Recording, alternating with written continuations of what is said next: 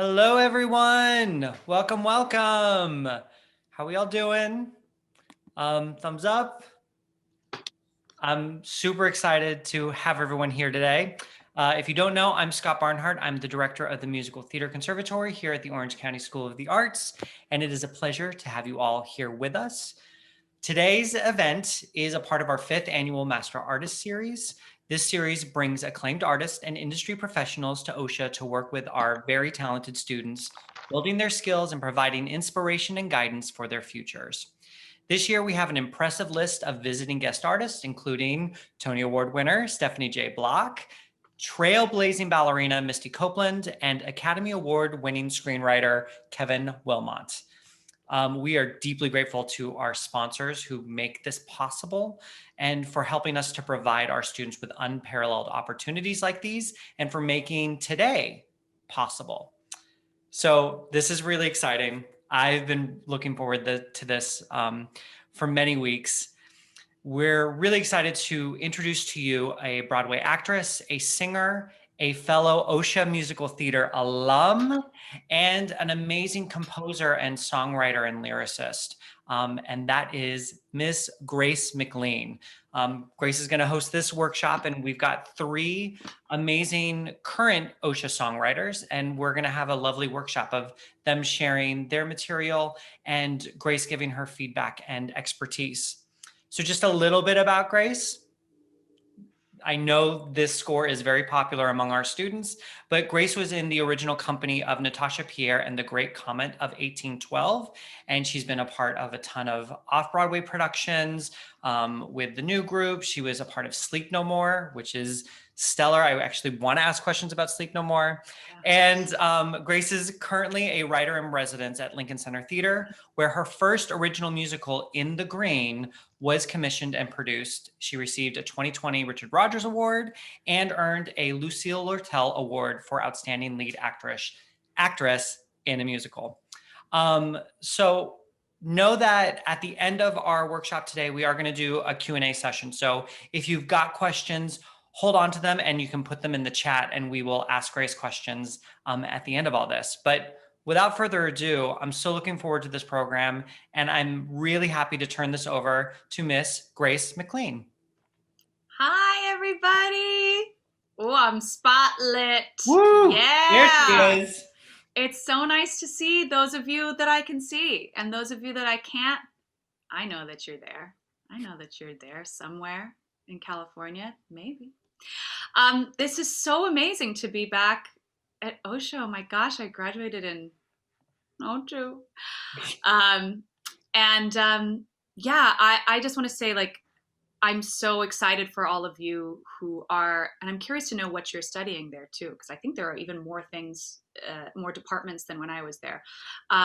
Yeah, to know that you are taking the time to really take your artistry seriously, because that's what OSHA was for me. You know, I had another high school that I was going to, but that I went to for my freshman year, and then sophomore through senior year, I had auditioned for OSHA, and that's when I really started to, take myself and my craft seriously. And it was a really fantastic foundation for, where I am today. That's amazing. Grace, can I ask you, have you been writing music since high school? Like, were you writing music in your OSHA days, or did that come around later? It came around later. I was a very serious actress, like serious. Oh God, I have a little bit of eye roll for myself for that now, but like, that's all right. You gotta love the Greeks when you're 16, I guess. Yes. Some people do. Yeah. But no, it wasn't really until, I'll say when I went to college at NYU, and it was there, I was in the musical theater program there for 2 years, and then I left that to do the classical studio for a year, and then that one's only a year long, so you had to choose something else after that, and then I did experimental theater abroad after that. So anyway, a lot of interests, and I'm glad that I had the opportunity to do all those things. But the point is, it was when I was in college and I joined an a cappella group that I really started to literally find my voice. Even when I was at OSHA, oh yeah, I don't know if they still do this, but there was like, you could be an acting major or you could be a singing major. And I really wanted to be an acting major, but it was like full. So I was a singing major. I was like, that's fine. I didn't even really think of myself as a singer until even I was at OSHA. I think it was my junior year. And yeah, anyway, OSHA opened a lot of doors for me in terms of finding my own voice. And that continued in college. And then it was after I got out of college when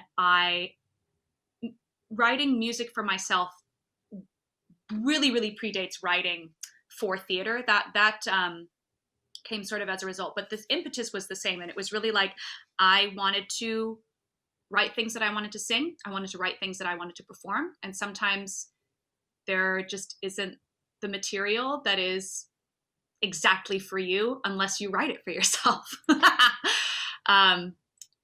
Ooh, I love that message. I love that message. If it's not there, why not build it yourself? Absolutely.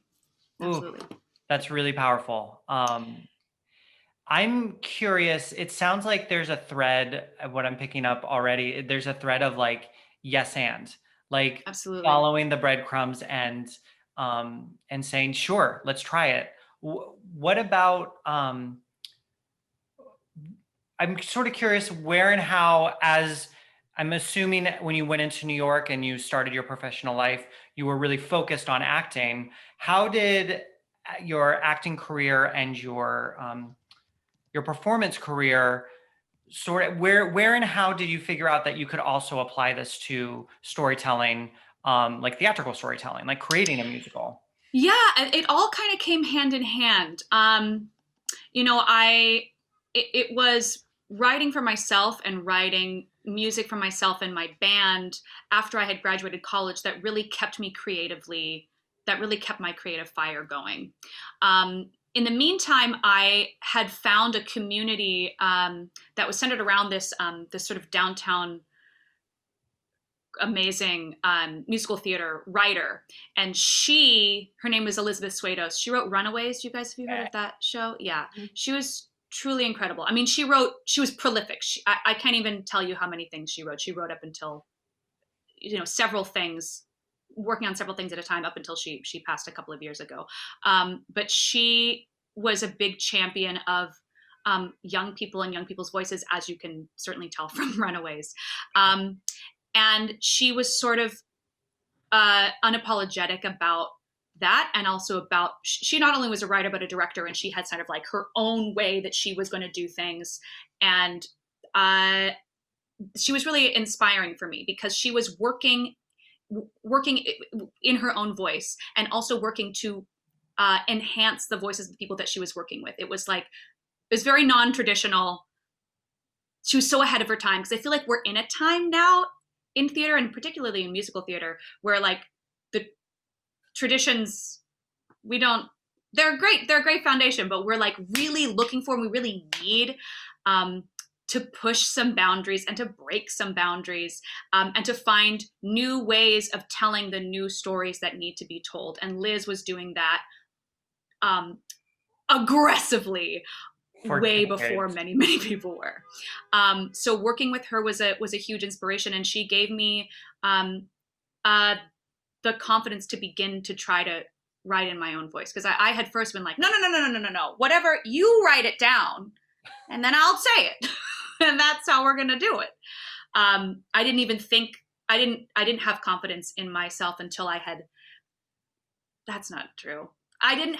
It's like sometimes it takes a community and it takes a person to sort of like see you and to push you into a place that feels uncomfortable. That's what it is. Oh man, so much of being an artist is learning to live in the uncomfortable. And honestly, the more that you sit in it, the more comfortable it becomes. And then your boundaries just sort of like continue to push. If you can, but it's like the opposite of that. If you're like, I don't want to push those boundaries, then your boundaries become smaller. So it's always about, the challenge is also taking care of yourself is also very important. But at the same time, you want to just like test where your limits are, and see if it makes you uncomfortable and you're a little bit afraid of it, you got to lean into it. That's what I think. Oh, today's going to be good. Today's going to be good, you guys. Today's going to be good. I love that idea. Taking care of yourself, but also daring greatly, stepping into that uncomfortable space, Yeah. because that's where the growth happens. Absolutely. Yeah. Um, We'll talk about that, I am sure, with these songwriters. I have no doubt. Okay, one just like really quick question, just because Natasha Pierre is so Oh, well sung yeah. on our campus. And I think it Oh, actually lives in that space that it was a quote unquote non-traditional musical on Broadway, and it definitely had its own unique journey to Broadway. What was it like being a part of something so groundbreaking? And like, what was the Broadway dream of being a part of that company? well, I'll tell you, it's literally all I ever wanted. I'll tell you my little story about how I got involved with that show. So it first was done in a very, very small theater called Ars Nova, which actually I'm going to go say hi to them a little bit later this evening. They're having a big 24-hour telethon. Freestyle Love Supreme is going to be there. Come on, That's Lin-Manuel Miranda's group. come on. Joe Iconis, if you guys know Be More Chill, like it's going to be an amazing. Anyway, so Ars Nova is this really cool little downtown theater that I had like done some concerts at, and I just love Warren. I just am a Russian literature nerd, and I had been like, they're doing this War and Peace musical. I love War and Peace. I should go see it. Somehow I like barely got in to see it. It was in a 99 seat theater, teensy tiny. I somehow got in to see it. I got the last ticket for the last show. I went in. I loved it. I was just crying in the dark, laughing, just spirit lifted. I'd never seen anything like it. But I saw it at a time. I had been in New York for 10 years, and I was like, I don't think I'm going to do this anymore. I have to. And I was fine with that. I was like, I think I'm going to just get out of here and do something else. I saw that show. That was great. Saw my friends later. This show was great. Like 2 months later, the show was transferring off Broadway. And because I had a relationship with this theater, Ars Nova, just a little bit, they were like, why don't you come and audition? Everybody from the original cast is going to move on, but there's one girl who took another job and she's going to do something else in Chicago. And I got that girl's part. And honestly, when I was watching the show, I was like, oh yeah, if I were in this, I'd probably be her. And then somehow I got cast in the show. It literally changed my life. It's kept me in the city. It's kept me working. More than that, like, yes, the show itself is exactly the kind of thing that I'm interested in. It was, yes, it was the Russians. It was Dave Malloy and Rachel Chavkin, who are some of the most innovative theater makers working today. And it was a beautiful, collaborative, joyous experience. And like not everybody loved it, not everybody got it, and that was kind of great too. It's kind of great to be a part of something where people were like, this is not how it's supposed to be, and you're like, that's fine, you can go see something else where it's how it's supposed to be. But there are those of us who want to have an experience where we're sitting next to people and like singing directly to them and like stealing their napkins, we can wipe away our tears, and throwing shakers at them. Yeah. Ugh, Incredible. amazing. Amazing. I think this is a great segue to get into some student workshops. Absolutely. Yeah. Ava Ujoa, a current 11th grade student in the Musical Theater Conservatory. There she is. Hi. Hi, Ava. I'm just Hi. pulling up your lyrics here. How are you doing? I'm well. How are you? Fine. I'm well. I'm good. I'm happy to be talking to you. Great. So, Ava, will you, just so we can say hello to each other, you're in 11th grade and you're in the musical theater program? Yes. Cool. And how long have you been writing music? I used to like willy-nilly write songs, but I think this year I was placed in a songwriting class, which is like that's like my first time like actually like writing songs and like singing them for my classmates. So I think like that was when I actually started to get into it and like create tracks and stuff for myself. Cool. And so when you're writing, are you writing for yourself as a solo artist or for a show? Just curious about what. Mostly for myself as a solo artist, but I have thought about like writing for like random shows or something, but mostly for myself. Yeah. Cool. So let's just do the song. Is that okay? Cool. Yeah, that's perfect. Great. Okay, let me see.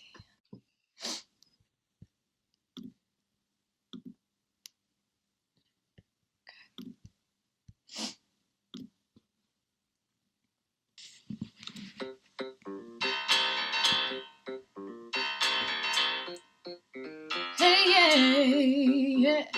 Boy, you're running out of time, trying to get up in my mind. Don't be wasting my precious time. Just stop acting like I'm blind. Think I'm stupid, but I'm not. Not just something that you bought. Left me multiple missed calls. Did you think I'd answer at all? 'Cause you lied and you tried to hurt me, but I'm doing fine. 'Cause I don't miss you, baby, and I want to, but I don't. I see you going crazy, yeah, you want me to, but I won't. I don't miss you, baby, and I see you going crazy, but I won't. Mm-hmm. And I didn't want to hurt your feelings like this. I didn't think I'd be someone you would miss. The way you treated me put me through misery. I deserve more, and you're sad I'm not yours. So get it in your head, to me you are dead. 'Cause I don't miss you, baby, and I want to, but I don't. I see you going crazy, yeah, you want me to, but I won't. I don't miss you, baby, and I see you going crazy, but I won't. Mm-hmm. Mm-hmm. Mm-hmm. Nice. Yeah. Whoa, that's a jam. Thank you. Cool. First, I want to know what your thoughts are about this. Do you have questions about it? Do you have questions about your process? Where are you with this song? Is this like a first draft? Is this like a fifth draft? I'd say it's like maybe a second draft. I think my main thing that I was trying to focus on was like creating the track with like GarageBand and stuff, because that was like a little bit more challenging for me, I think. And just pretty much just that. And I try to cuz like normally I feel like I can kind of get stuck in like a slower kind of songwriting thing, but I was like, why don't I just try like upbeat? So like I don't know. I'm just working on a bunch of stuff with this. Cool. Yeah, I mean, this is it's just such a jam. I want to talk a little bit about the story in here because you're doing something interesting that I want to tease out a bit. Okay. Boy, you're running out of time trying to get up in my mind. Don't be wasting my precious time. Just stop acting like I'm blind. You think I'm stupid, but I'm not. I'm not just thinking about you left me multiple missed calls. Do you think I'd answer at all? Because you lied and you tried to hurt me, but I'm doing fine. Because I don't miss you. This is, I think, a really cool idea on your chorus. Because I don't miss you, baby, and I want to. Mm-hmm. But I don't. I see you growing crazy. You want me to, but I won't. Okay. So, I didn't want to hurt your feeling. I'm going to move on there. But that concept right there, I think is really juicy. Mm-hmm. I don't miss you, and I want to. I would love to explore more of that. Like you've got a lot of these, like you're trying to get me to do this thing and I won't do it. And you're trying to talk to me and I'm not going to talk to you. Yeah. You hurt me. You lied. I'm not dealing with this. I wish I could miss you. That is like such a great burn. And I wonder if, and then the second part of that too, also in the chorus is, I see you going crazy. You want me to, but I won't. Mm-hmm. I like that. We got a couple of wants. You got it. You got what I want. I want to miss you. You got what you want. You want me to go crazy. That's cool. So I wonder too, like, I don't know, like how can you tease that out in your verses a little bit too? Okay. You know what I mean? Let's talk about it for a second. So, Like, what are some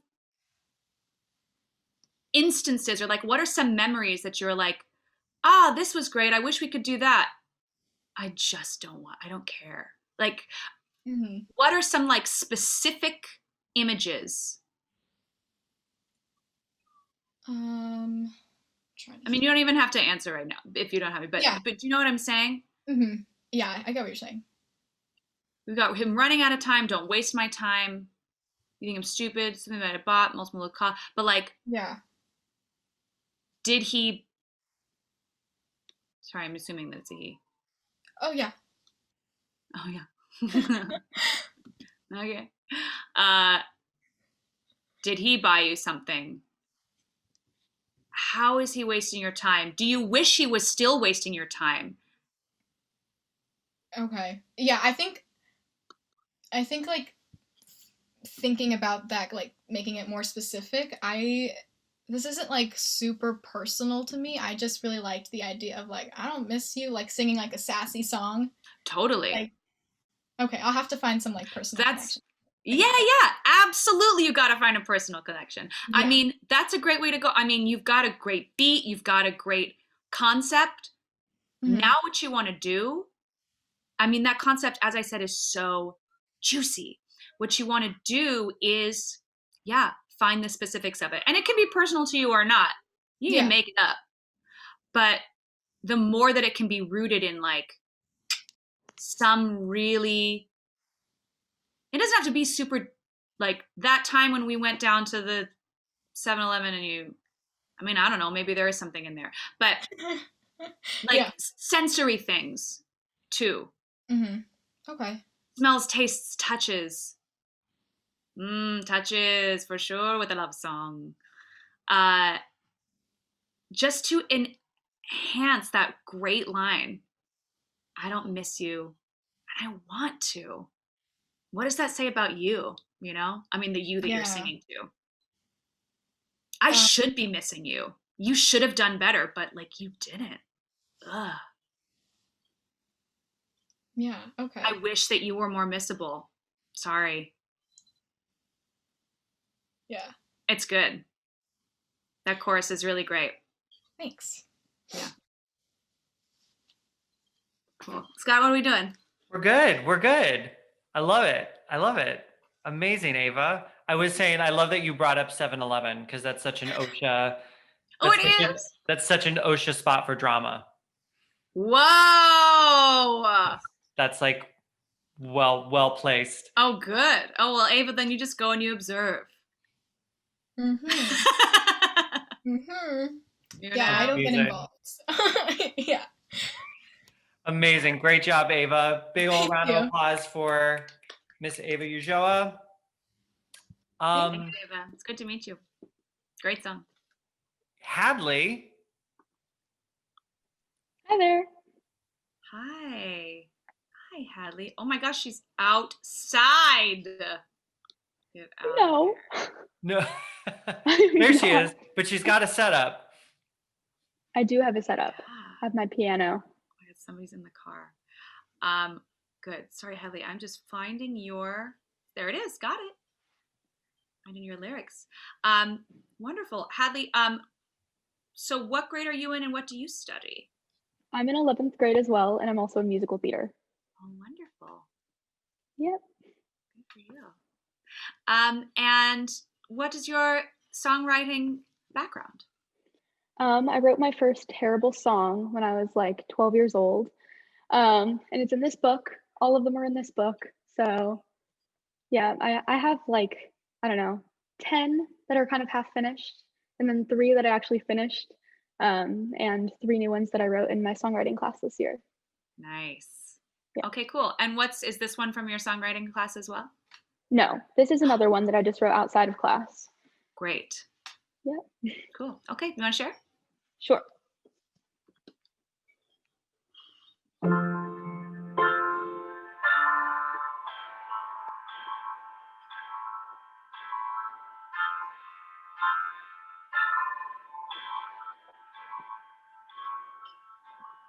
Roses Roses grow and roses die. Can't let go, but I can try. Fade away and slip my mind. Roses bloom and wilt in time.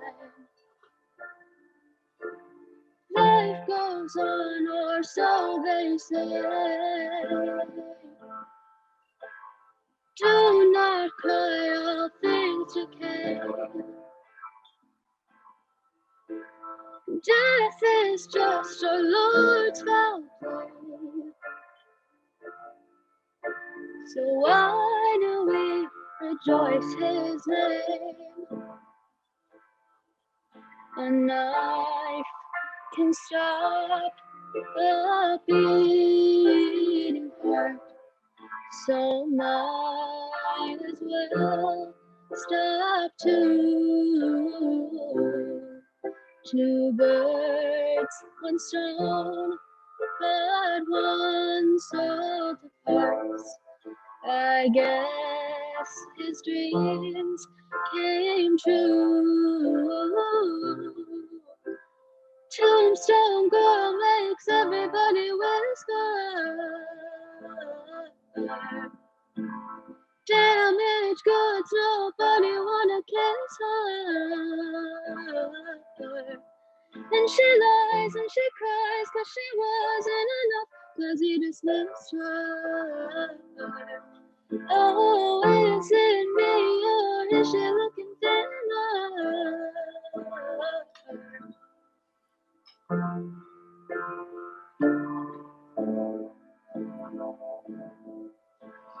Say your prayers and fold your hands.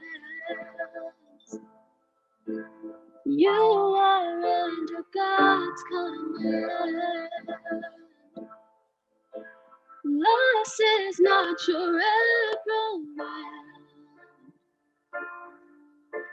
See him in the promised land. And life can stop a beating heart, so might as well stop too. Two birds, one stone, but one soul to parts. I guess his dreams came true. Tombstone girl makes everybody whisper. Damaged goods, nobody wanna kiss her. And she lies and she cries, 'cause she wasn't enough, 'cause he dismissed her. Oh, is it me, or is she looking thinner? Tombstone girl made everybody whisper. Damaged goods, nobody ever kissed her. And she lied and she died, 'cause she wasn't enough, 'cause he dismissed her. Oh, is it me, or is she looking thinner? Oh, time to see if anyone will miss her.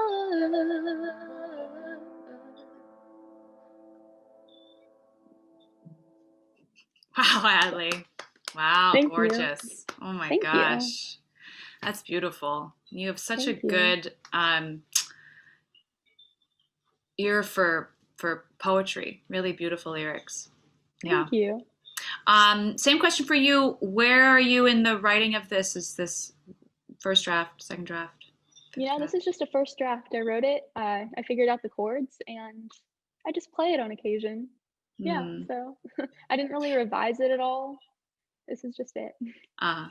Do you have any questions about it yourself? So I had a bridge, but I cut it yesterday because the song was like 5 minutes long. And the bridge was a little too depressing. and like evil. So I was just wondering, it kind of like in that way strays from the general songwriting, like, I don't know, method, I guess, or Mm. form. So I'm wondering if you think that that would improve the song, or if it's not necessary, or like, I couldn't say just yet. Um, okay. but I do want to know, I have a couple of questions. Mhm. The he in here, is that God? No. Well, it kind of depends on when I'm talking about he. Okay. In general, this was based on Romeo and Juliet, with Okay. a little spin. So it's like gender flipped, where Romeo dies first in this case. So I'm like, okay, I'm left behind.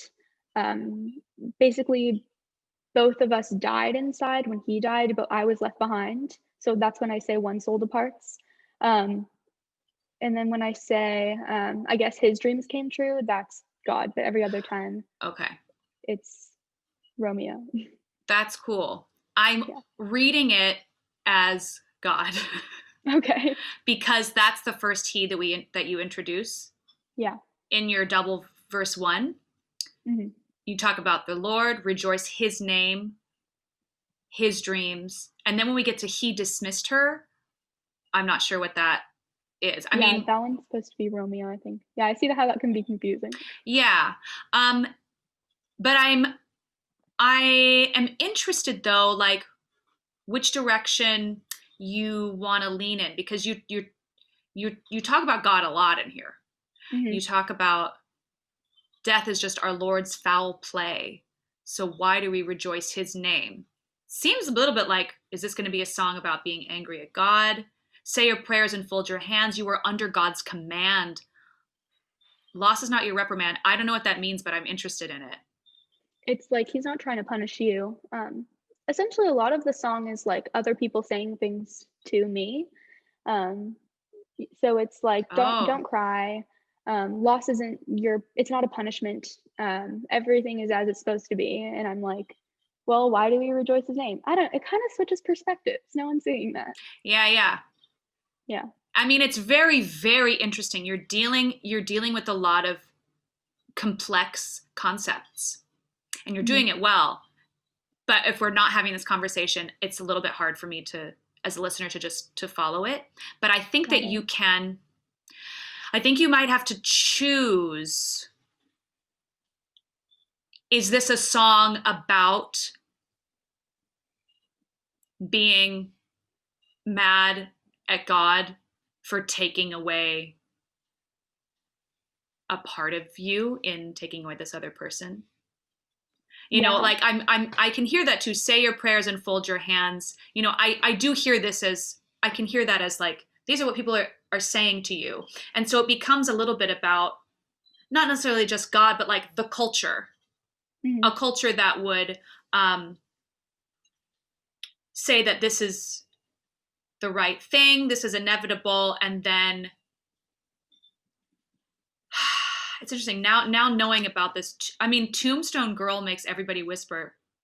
It's amazing. Such a Thank great you. line. Damaged goods, nobody want to kiss her.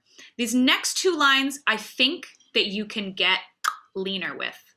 Okay. Because whisper and nobody want to kiss her, those first two are like so good. And then he dismissed her. I think you can do something better with that. Yeah. Yeah. I feel like you can get a better lyric than that. That's a bit more specific. Okay. And is it me or is she looking thinner?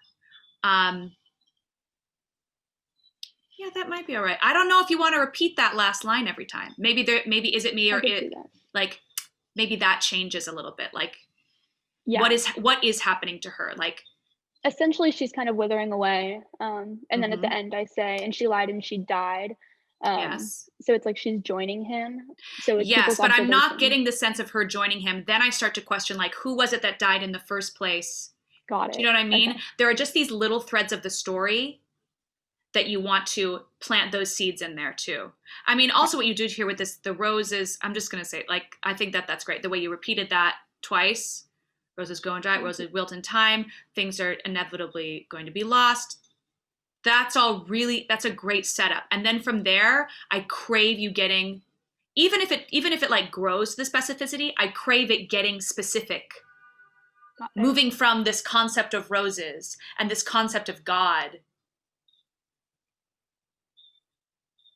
Maybe Like, it's even in after the second first half of the chorus. verse? Got it. Maybe. Okay. I mean, I don't know. I mean, I'm interested in that too, of like, what is, like, wondering what the song is about, but like getting the sense of it, and then like Yeah. finding out what the personal of the story is. But I do crave the personal of it either before that chorus, because then we get a girl, Tombstone Girl. We have a character now. Even in the pre-chorus, we're like, well, who are these two people?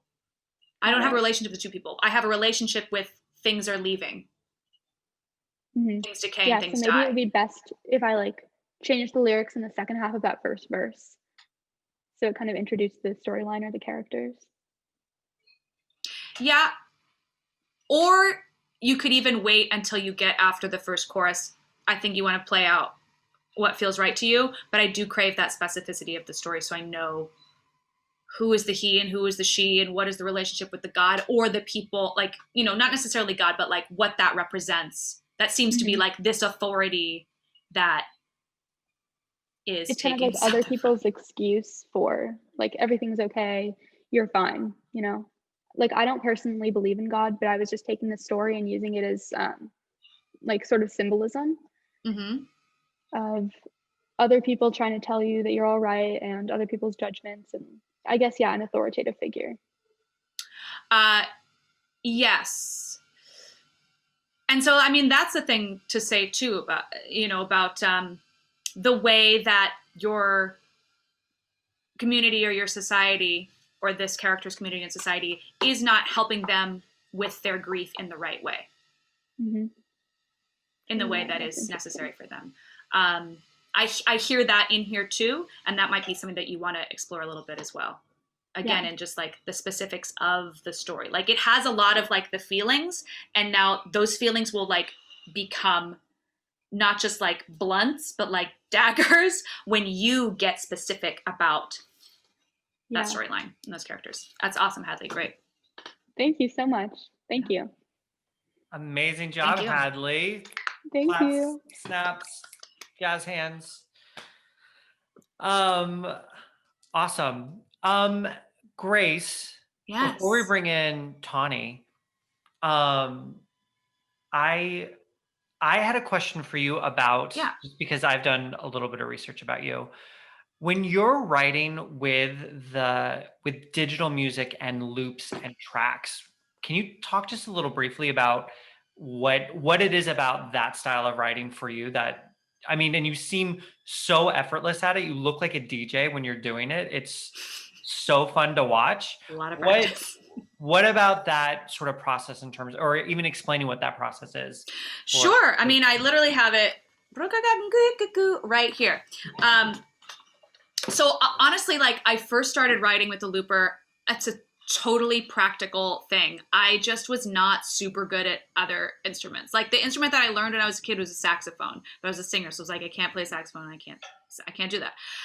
Piano, I like kind of made up. I tried to learn the bass a little bit, but like my skills were not, my practical skills were not as fast as how I wanted to write. And so when I found out about that this was a thing, that you could get a looper that just like uses your voice as an instrument, I said, well, that's for me. I can make my own harmonies. I can make my own beats. So that's why I first got it. And now the thing about a looper is it's super restrictive because it's literally just the length of a loop. But, you know, a keyboard is restrictive. There's only 88 keys. What are you going to do with that? So it's just, you know, everything has their limitations. And I have found that that's been really useful for me because I do get, I do get really afraid of repetition.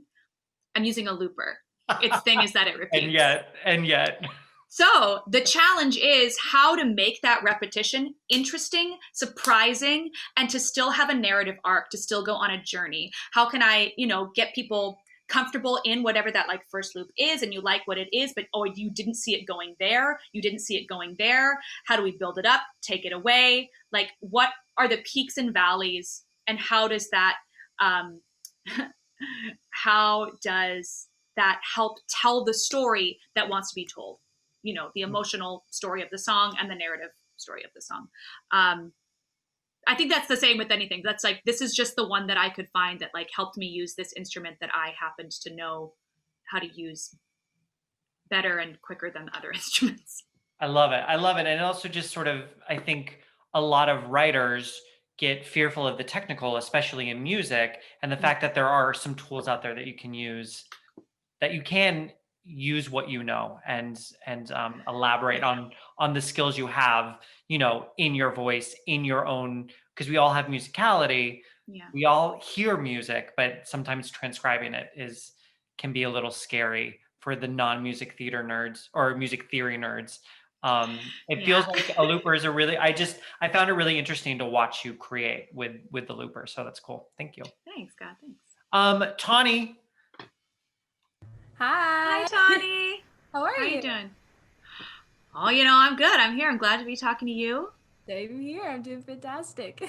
Yay. So what grade are you in? What are you studying? I am a musical theater senior this year. All right. Congratulations. Thank you. Thank you. Also, At I had the opportunity to see you in Great Comet when it was on, and oh my gosh, I loved it. Every second of it was amazing. So I'm so glad. Thanks, Tawny. of course. So tell me a little bit about your songwriting history and hopes. All right. I started songwriting probably around freshman year because my parents have a company where they require a lot of original music. And so they just said, why don't you give it a try? Like, we need this kind of track and we kind of want it to be like uplifting.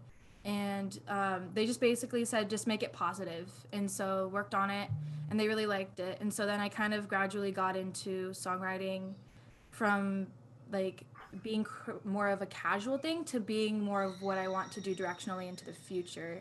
Oh, cool. So I started with working in their productions, and then now I'm starting to work with larger scale productions like video game companies or multi-platinum producers in Asia or like international artists. Amazing. Tawny, you already have a career. What are you sharing with me today? What I have for you today, it's actually one of the songs from the video game project that is being released soon, and it's called The Nightbird Society, and it's basically about a girl named Sarah, and she moves to New York to pursue her dreams of becoming a Broadway star, and she gets knocked down a few times, and then she kind of finds this place of like lifting herself back up and being like, you know what, I am enough, and I'm like, awesome, and I know what I'm gonna do. Cool. So, yeah, and so this song is like the embodiment of the ending that she gets. So great. Yeah.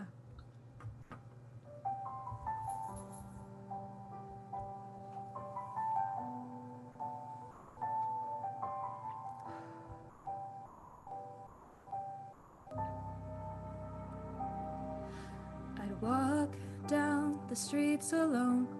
People walk right past me but don't say hello. A hollow shell that lost its soul, a ghost. And the buildings high, the cold streets paved, acted like a graveyard for the love I craved. Love dies hard, but not the dreams I made. I'm enough. I finally found the courage to let it show. I won't give up, because I'm standing taller and I have a place to go. What's a little bit of rain when a rainbow's on its way? I let go of all the pain, like clouds that come and go on sunny days. I know that I'm enough to love. After every night, the day will come, 'cause I shine bright like the sun.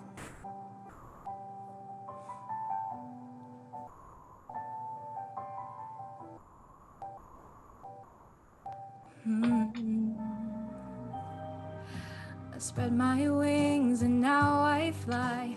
Any hint of darkness turning into light. My future is looking like an endless sky.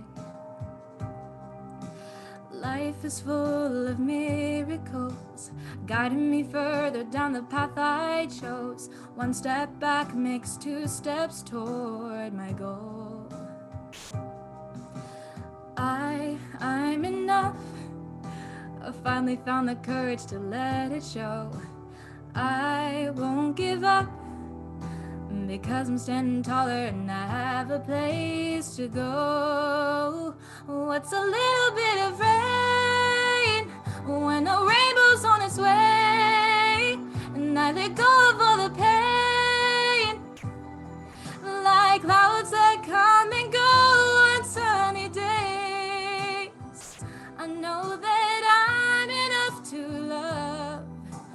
After every night, the day will come.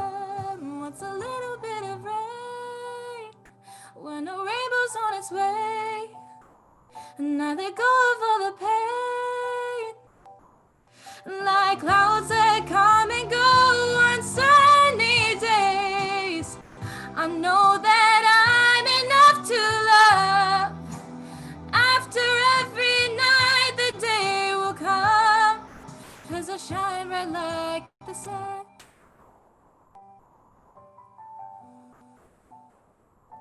Oh.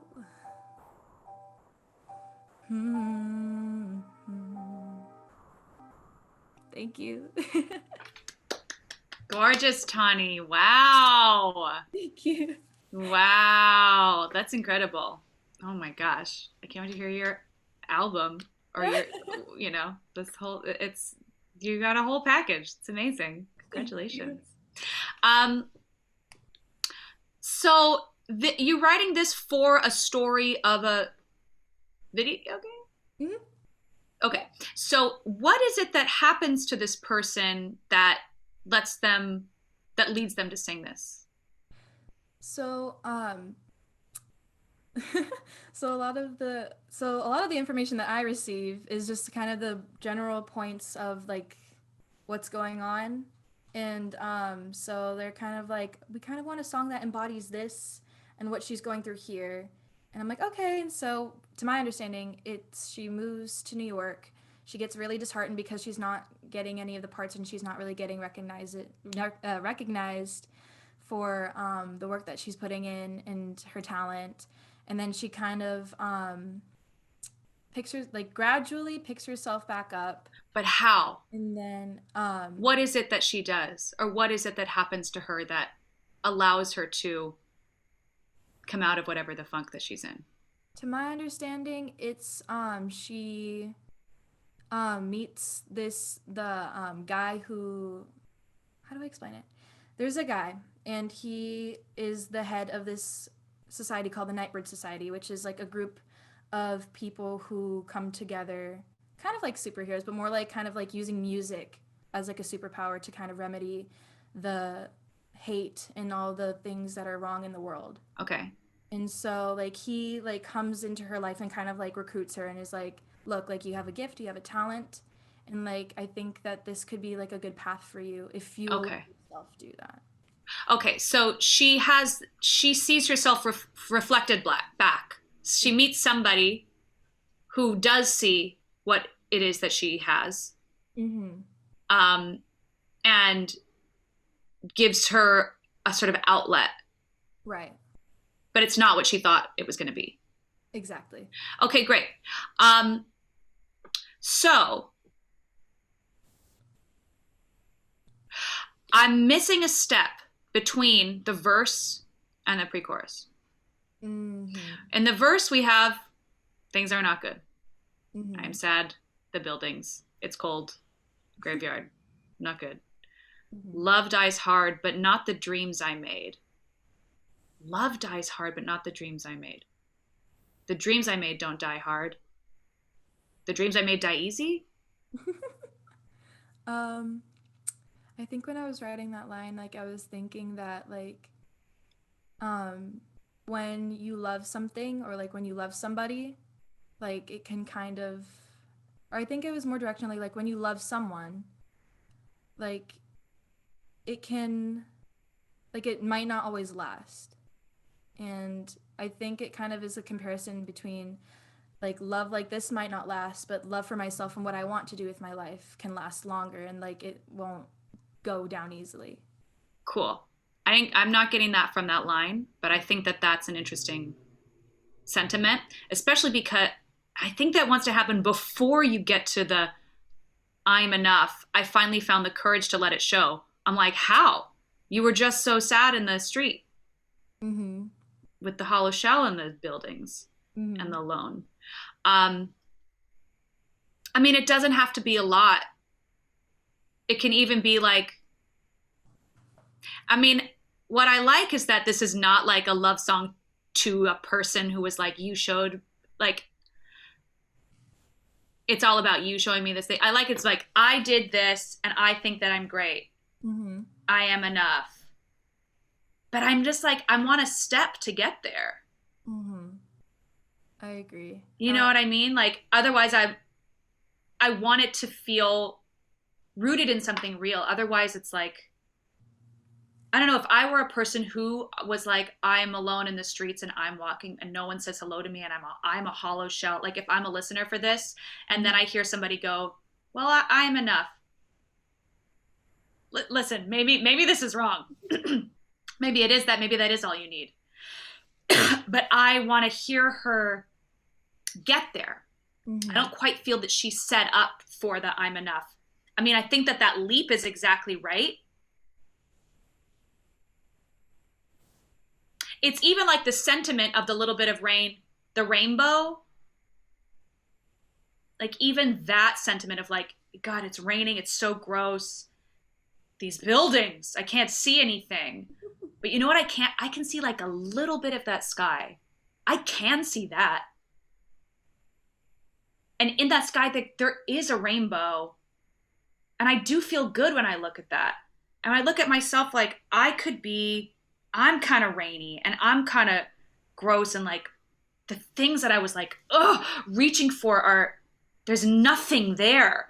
I'm like reaching so hard, I'm getting nothing. But what I have is I have this hand and I have the energy to reach. Mm-hmm. And that's amazing. Maybe I don't need the thing in my hand that I thought I needed to grab. What I have is the will to grab it. Mm-hmm. Do you know what I mean? Oh, like, yeah. There's just like a little bit of a step to connect those thoughts. Mm-hmm. The thoughts are there and they are like exactly right. It's just like those stepping stones. Mm-hmm. Does that make sense? Yes. And I also wanted to mention that this is actually the final song for the whole story, her story. So it starts off in the really low place. And that's like the first song that plays. And then the second song is kind of like kind of coasting, kind of like, okay, this is like kind of even now. Like I'm not bad, but I'm not good either. Like I'm kind of in a place where everything is just fine. Mm-hmm. So then like it kind of gradually like slopes into it. And I think that you're right. I did need a better transition into that in the song to kind of like mimic the emotional journey that she goes through over the course of the story. I do agree.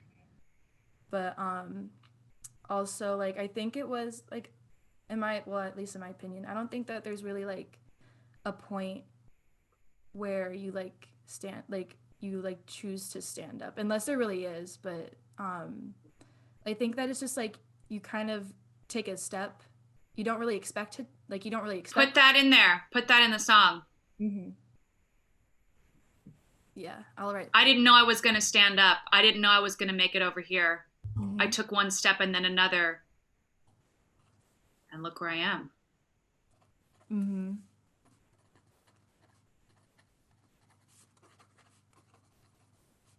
Yeah. But yeah. Amazing. That's good, Tani. Thank you so much. Amazing. Gorgeous. Can we get some snaps for Tani? I know we got a hard out right at 6 o'clock Eastern time. Thanks, New York. But I do think we have a time for like one or two questions Yeah. from the crowd. So use your digital hand if you've got a question. If not, I know I've got a question. I actually want to talk. Well, I don't see a hand yet, so I'm going to throw the question out here now. Do it. Will you please, just because I'm pretty sure I saw you in this and this experience blew my mind, can you talk a little bit about Sleep No More, what it was? Again, talking about being in non-traditional theater and using space. Can you speak a little bit to because I think musical theater, we get very narrow. It's like proscenium theater, sets, drops, microphones, and that's it. And I felt like Sleep No More, like completely imploded it. And it was a musical and it was Shakespeare and it was all these things. Will you talk about a little bit of Sleep No More? Okay, so real fast, Sleep No More, it combines a couple of stories actually. It's characters from Macbeth and from Rebecca. Specifically, it's a novel, but specifically the Hitchcock film Rebecca.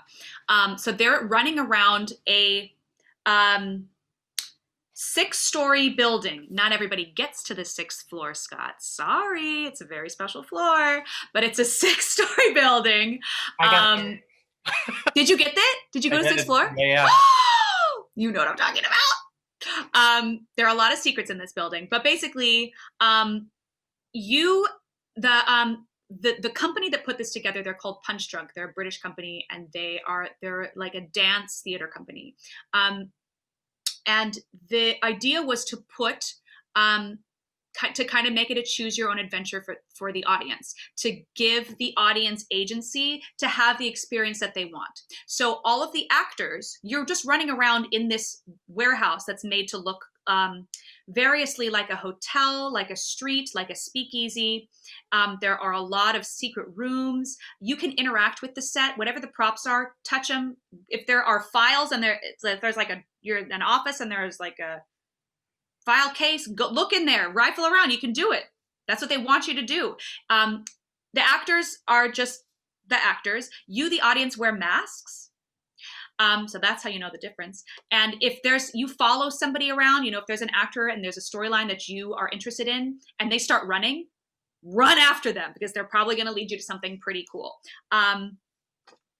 It all has a method where everybody's going to end up in the same place at the same time when they need you to. But in general, it's about you becoming immersed in this sort of dream where you get to do pretty much whatever you want as an audience member. You can't like touch people. There will be people that say don't do that. But you can go and follow the stories that are interesting to you. There are more and more things I think that are trying to mimic this Sleep No More style, but no one has done it as well as this company. They make it fully immersive, down to every last detail. The candy in the candy store, eat it. Stick your hand in there, take it with you. That's fine. Yeah, it's just a really incredible theatrical experience. Go back multiple times. You will not see the same thing twice. I worked there for a year, and sometimes I would get off early and be like, I'm going to watch Lady Macbeth tonight, or I'm going to watch Banquo. I never saw the same show. I saw it hundreds of times. Yeah, it's really amazing. You must take a hint from that.